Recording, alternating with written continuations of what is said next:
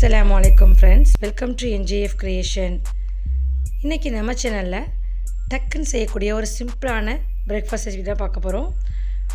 என்ன அப்படினு பாத்தீங்கன்னா முட்டையே இல்லாம பிரெட் ஆம்லெட் எப்படி செய்யறது அப்படினா பார்க்க போறோம்.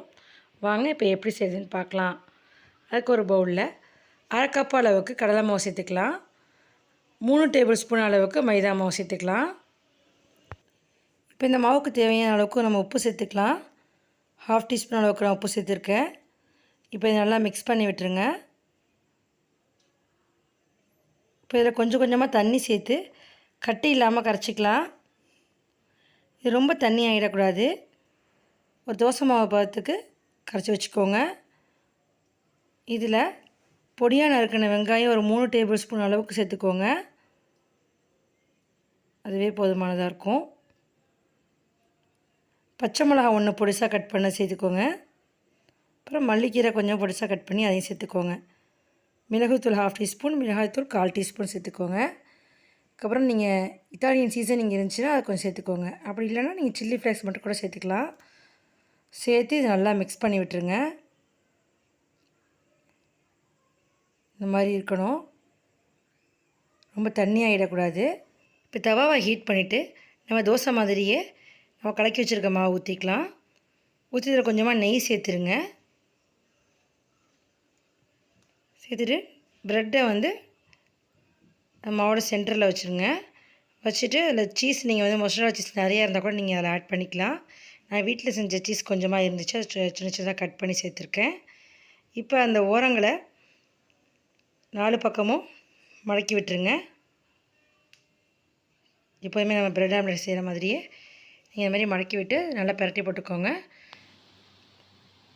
பிரட்டி போட்டுட்டு இதில் கொஞ்சமாக எண்ணெய் சேர்த்துக்கோங்க. அப்போதான் நல்லா பொரிஞ்சு வரும். பாருங்கள், நல்லா சவந்து வந்துருச்சு. ஸ்டவ் லோ ஃப்ளேம்லேயே வச்சுக்கோங்க.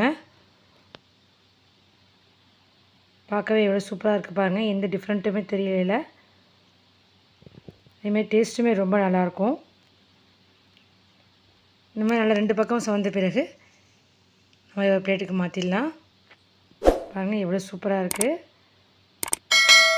இன்னும் நிறைய சீஸ் ஆட் பண்ணிங்கன்னா நல்லா சீஸியாக சூப்பராக இருக்கும். இந்த மாதிரி நம்ம ரெடி பண்ணி வச்சுருக்க மாவில் ப்ரெட் ஆம்லெட் ரெடி பண்ணிக்கலாம். இது பார்த்திங்கன்னா டைமே ஆகாது. ஒரு 10 நிமிஷத்தில் செஞ்சு முடிச்சிடக்கூடிய ஒரு சூப்பரான பிரேக்ஃபாஸ்ட் ரெசிபி தான் இது. பாருங்கள் எவ்வளோ சாஃப்டாக சூப்பராக இருக்குன்னு பாருங்கள். நான் கொஞ்சமாக தான் சீஸ் ஆட் பண்ணேன். அதுவே ரொம்ப நல்லா இருந்துச்சு எங்களுக்கு. கண்டிப்பாக அதேமாதிரி ட்ரை பண்ணி பாருங்கள். நீங்கள் குழந்தைங்களுக்கு ஈவினிங் ஸ்நாக்ஸாக கூட இதை நீங்கள் செஞ்சு கொடுக்கலாம். யாரும் கெஸ்ட்டு வந்தாலுமே பார்த்தீங்கன்னா இந்த மாதிரி நீங்கள் ட்ரை பண்ணலாம். ரொம்ப நல்லாயிருக்கும். எந்த டிஃப்ரெண்ட்டுமே தெரியாது. எக் ஸ்மெல் பிடிக்காது, எக் சாப்பிட மாட்டாங்கிறவங்க கூட இதில் இந்த மாதிரி செஞ்சு கொடுத்தீங்கன்னா நல்லா விரும்பி சாப்பிடுவாங்க. எல்லாருமே கண்டிப்பாக இந்த ரெசிபியை ட்ரை பண்ணுங்கள். ட்ரை பண்ணி பார்த்துட்டு எப்படி இருக்குங்கிறத எனக்கு கமெண்ட்டில் சொல்லுங்கள். நம்ம சேனலை இப்படி தான் ஃபஸ்ட் டைம் பார்க்குறீங்க அப்படின்னா மறக்காமல் சப்ஸ்கிரைப் பண்ணி பெல் ஐக்கானே கிளிக் பண்ணி ஆலையும் கிளிக் பண்ணிவிடுங்க. உங்கள் ஃப்ரெண்ட்ஸ் அண்ட் ஃபேமிலிக்கு கண்டிப்பாக ஷேர் பண்ணிவிடுங்க. தேங்க்ஸ் ஃபார் வாட்சிங்.